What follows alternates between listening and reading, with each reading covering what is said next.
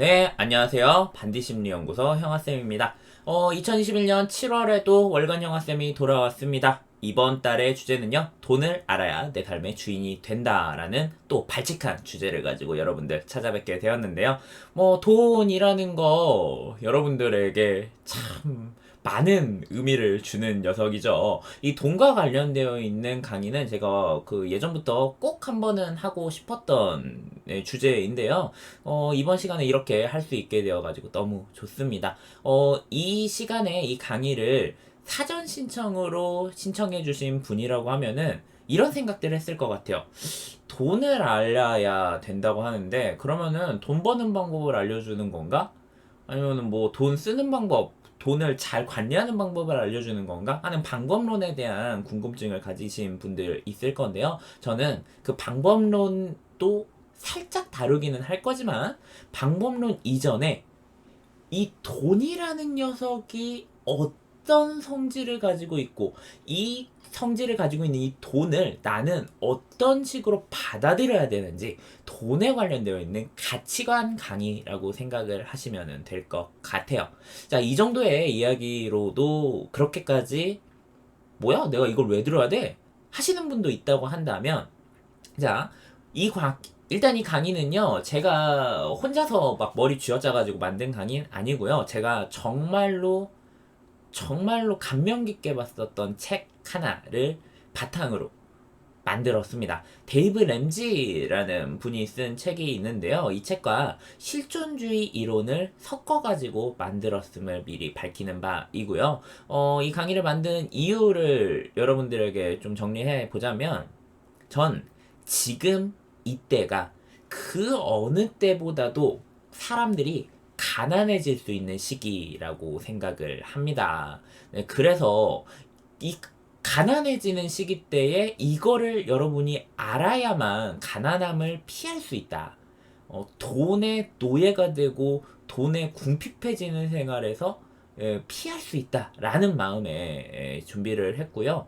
자, 여러분들 요즘 그런 이야기 되게 잘 쓰죠. 그리고 이 이야기가 누구한테도 욕이 아닌 시대가 되어버렸어요.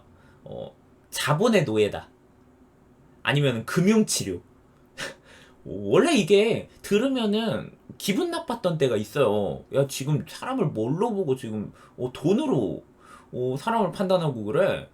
나 그런 사람 아니야. 막 이랬던 때가 분명히 있었거든요. 그래. 잔악계 이런 것도 있고요. 근데 이게 요즘은 자기를 지칭하는 호칭처럼 되어버리고 어떤 밈처럼 활용이 된단 말이에요. 이제는 잔악계라는 이야기에 기분 나빠하는 사람들은 그렇게까지 많지 않아졌는데, 이러한 풍토가 어떤 가치관에서 기인했는지 또 여러분들에게 이야기를 해보려고 합니다.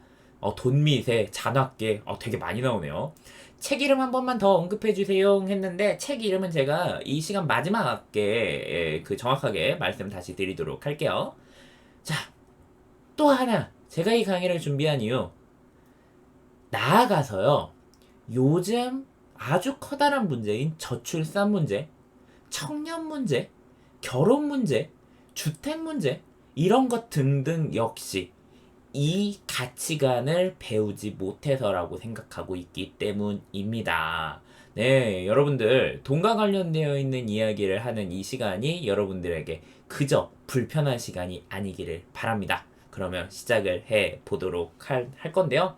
여러분, 이번 강의 때에 정말 중요한 게 있어요. 궁금한 거나 이해 안 되거나 반론이 드는 게 있으면 바로바로 채팅창에다가 써주세요. 그럼 제가 그 내용들은 그 순간에 바로 설명할 수도 있겠지만 꼭 기억해두고 있다가 나중에 그 강의 마친 다음에 Q&A 시간이라도 꼭 설명해 보도록 하겠습니다. 왜냐면 그만큼이나 오늘 이 시간에 하는 이 강의의 내용이 바로 그렇게 꿀떡꿀떡 넘어가지는 않을 거예요. 약간 목에서 껄끄럽게 걸리는 부분들이 있을 수 있을 거라고 저는 예상을 합니다. 자, 그러면 시작해 보도록 하죠. 자, 그러면 여러분들 갑자기 질문 하나 뜬금없이 드리도록 하겠습니다. 여러분, 공부를 시작하는 어떤 나이대가 있죠. 요즘은 뭐 그 한 살 공부, 두 살 공부도 해가지고 그때부터 공부하기는 하는데, 자, 그 뭔가 그 세상 공부 아니고 그 학문적인 공부 있잖아요. 뭐 책을 보거나 뭐 학교에서 하는 그 교과 공부를 하는 거, 이런 공부를 시작하는 나이가 있어요. 뭐 어린이집 이런 거에 가서도 막 뭐 기억, 니은, 디귿 막 이런 것들 막 배우기 시작하고 네, 그러는데 이렇게 공부를 시작할 때 가장 먼저 알아야 할 것, 약간 바꿔서 공부를 시작하는 이에게 가장 먼저 알려줘야 하는 것은 과연 무엇인 것 같으신가요? 여러분들 채팅창에다가 여러분들의 생각을 적어주시면 감사하겠습니다. 공부를 시작할 때 가장 먼저 알아야 하는 것은 무엇일까요? 자, 드리퍼 심심이님, 내 수준이라고 네, 해주셨고요. 자, 망망대해님, 공부해야 하는 이유? 라고 해주셨고, 자, 미유님, 그 공부의 본질적인 목적. 자, 아미다님, 하고 싶은가? 왜 공부하는지, 동기, 공부 이유, 네, 등등 나오고 있네요. 내가 열심히 할 수 있는 마음가짐을 갖고 있는가? 이런 것들 나왔는데, 여러분들 좋습니다. 제가요, 예전에 그러니까 학교 중간에 그만둔 아이들 있잖아요. 학업 중단 청소년들. 이 학업 중단 청소년들을 지원해주는 그 센터에 몸담고 있었을 때가 있었는데요. 그러다 보면은 거기에서 마냥 상담만 진행하지 않아요. 그 아이들하고 되게 많이 놀았어요. 근데 노는데 이 아이들이 검정고시 공부나 이런 것들 때문에 가끔씩 와가지고 공부를 하는 경우가 있단 말이에요. 그 공부를 가르쳐주는 멘토 선생님이 일정이 있어가지고 빵꾸가 나는 경우가 있으면은 제가 아이들한테 수학 공부를 시킬 때가 있었거든요. 네, 제가 수학을 조금 잘해서 수학 공부를 시킬 때가 있었는데, 그때 수학 공부를 하기 전에 아이들에게 말했던 공부의 원칙이 있습니다. 자, 그 공부의 원칙이 무엇이냐? 일단 수학이었으니까 수학의 원칙을 알려줬겠죠? 수학을 우리는 왜 공부를 해야 되는가? 네, 여러분들 거의 다 맞췄어요. 공부를 왜 해야 되는가를 가장 처음으로 알려줬어요. 많은 사람들을 보면은 공부를 왜 해야 하는지에 대해서는 전혀 알지 못하는 상태에서, 고민하지 않은 상태에서 공부를 돌입하는 경우가 정말로 많습니다. 아주 많아요. 왜 공부하냐고 물어보면 이런 대답들 해요. 다들 하니까. 지금 채팅에 나온 것처럼 하나 틀릴 때마다 한 대씩 맞으니까. 아니면 뭐 공부를 해요. 좋은 대학 가니까. 이런 것들이죠. 뭐 안 하면 엄마한테 혼난다. 이렇게 해야 점수 어느 정도 맞아야 내가 상을 받을 수 있다. 뭐 남들 다 하고 있는데 나만 안 하면 안 되지 않느냐. 뭐 이런 게 아니라요.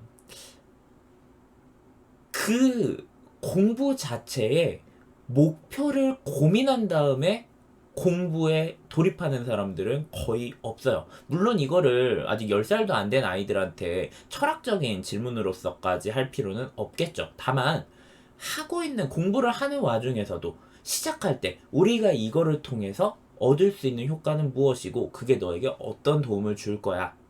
너에게 이게 어째서 필요한 거야. 하는 이야기를 하는 필요가 당연히 있어요. 요즘은 쓰지도 않는 고전문학 있잖아요. 고전문학의 이야기들, 이런 고전문학을 왜 알아야 되며, 이거를 배우는 게 어떤 의미인지. 자, 그 구구단을 그냥 외우기 시작하죠. 근데 구구단을 왜 외워야 되는지, 구구단 외우기가 왜 필요한지, 역사는 왜 알아야만 하는지, 그 행동의 결과가, 다시 그 행동의 결과가 목표가 아니라요. 공부를 해서 무언가를 하기 위해서가 아니라요. 공부 자체, 그 과정 자체가 주고 있는 의미, 그 과정 자체의 필요, 공부의 목표가 어떤 건지를 알게 하는 게 중요하다는 거죠. 남들 다 하니까 라는 게 아니라요. 이 정도는 해야겠구나 하는 그 내면화, 내 마음속에 어떤 동기들. 자, 우리들은 이런 거를 흔히 동기라고 하고요. 가치관이라고 합니다. 자, 공부할 때는 이런 것들 여러분들 많이들 맞추셨습니다. BY님의 가사가 생각나네요. 행위가 목적이 되는 도적, 쎄쎄쎄쎄쎄쎄쎄. 네, 뭐 이 드립은 아시는 분만 아시겠죠? 자, 사실 학문적인 공부는 할 사람만 해야 한다고 생각해요. 그치? 공부가 취미가 아닌 사람들도 있습니다. 자, 그러면 제가 여러분들한테 질문 하나 더 드리도록 하겠습니다. 자, 여러분, 돈을 벌 때 가장 먼저 알아야 할 것은 그럼 무엇인가요? 공부를 할 때 가장 먼저 알아야 되는 것들은 여러분들이 너무 쉽게 맞춰주셨는데요. 자, 돈을 벌 때 가장 먼저 알아야 하는 것도 당연히 돈을 왜 벌어야 하는가 이 자체에 우리들이 질문을 해야 된다는 겁니다. 지금 그 여기 쪽에서 또 얄밉게 관리사무소에서 방송하고 있는데 여러분들 이거 잘 안 들리시죠? 예, 꼭 이렇게 7시 한 40분 이 정도 됐을 때 관리사무소에서 방송하더라. 아우 원망스러워. 지금 들어보니까 그 또 그 집에서 그 베란다에서 담배 피지 마라 이 내용인데 참 그렇게 얘기하고 해도 담배 피시는 분이 있어요. 자, 돈을 벌어야 이걸 할 수 있으니까. 아니면 돈을 벌어야만 하니까. 돈은 있어야 되는 거니까. 그냥 그런 결과로서의 얘기가 아니라요. 돈을 벌고, 모으고, 쓰는 과정이 나에게 어떤 영향을 주느냐, 나에게 어떤 의미가 있느냐, 이걸 우리가 돈에 대해서 돈을 벌어야 되는 때에 가장 먼저 익혀야 되는 거라는 겁니다. 그래서 여러분들한테 한번 물어보겠습니다. 여러분들, 돈이 결과로서의 무언가가 아니라요. 여러분이 돈을 버는 과정, 아니면 돈을 쓰는 과정 등등 그 돈이라는 과정상에서 여러분은 어떤 의미를 가지고 있나요? 여러분에게 돈은 과연 무슨 의미인가요? 잘 한번 생각해보고 채팅창에다가 써보지 않으시겠어요? 여러분에게 있어서 돈은 어떤 의미인지요? 한번 써주시죠. 이게 질문이 어려운 건 저도 알고 있습니다. 예. 여러분이 돈이라는 걸 한번 생각을 해봤을 때, 그러게, 돈은 나에게 어떤 의미지? 생각해서, 고민해서 한번 적어봐 주시면 고맙겠습니다.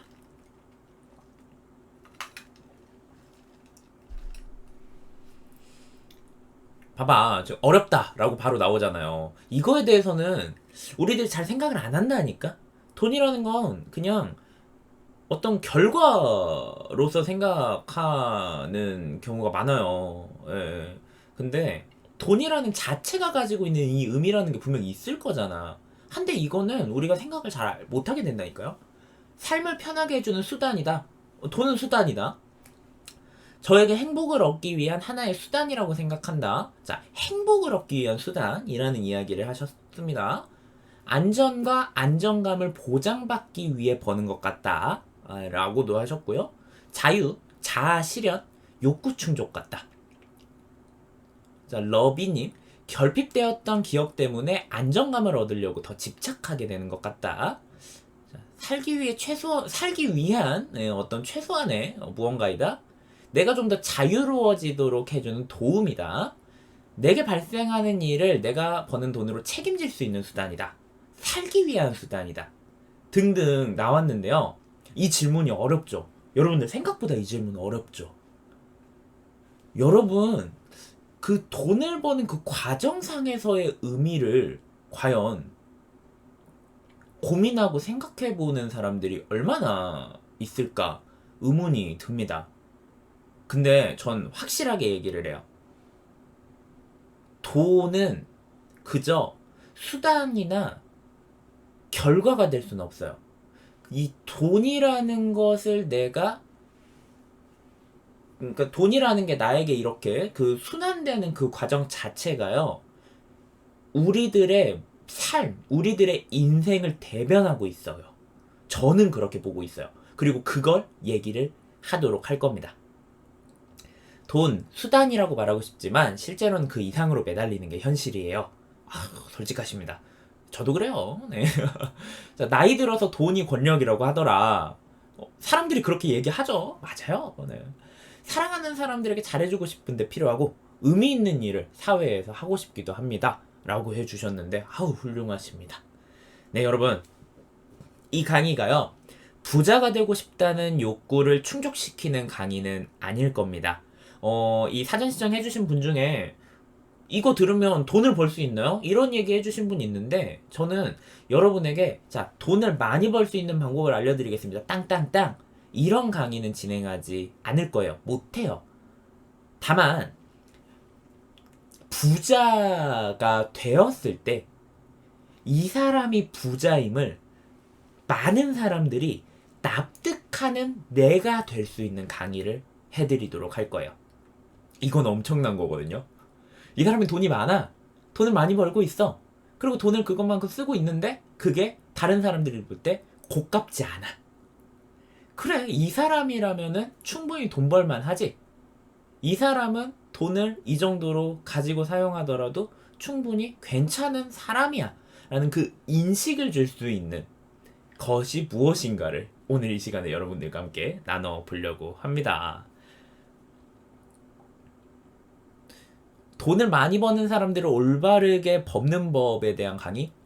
내가 다른 사람들한테 그렇게 보이게 되는 강의라고 생각을 하시면 될 것 같아요. 자, 그리고 이 강의를 듣다 보면은요, 현실은 그렇지 않아 라고 하는 반발작용이 올라올 수 있습니다.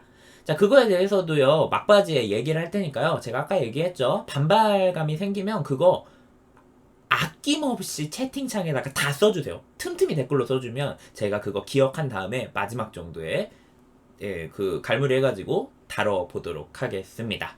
자, 인트로가 길었습니다. 시작을 해보도록 하죠. 네, 그 시작은 목차는 이렇습니다. 네, 총 5개의 챕터로 나눠져 있고요. 네, 1번, 당신에게 돈은 어떤 의미인지를 여쭤보고, 그리고 두 번째, 당신을 파멸시키는 돈에 대해서 이야기해 드릴 겁니다. 그 다음에 실존주의적 삶의 태도를 이야기를 할 거고요. 그리고 돈을 알아야 내 삶의 주인이 된다 라는 이번 시간에 가장 핵심적인 내용을 4챕터에서 다뤄보도록 할 겁니다. 그리고 여러분이 지금 쭉 써주신 것 중에도 꽤나 많았어요. 돈에 대한 잘못된 신념을 바로잡을 수 있는 시간도 여러분들과 가져보도록 할게요. 하나하나씩 짚어보도록 하죠. 지금 말씀드린 순간 동시 시청자 수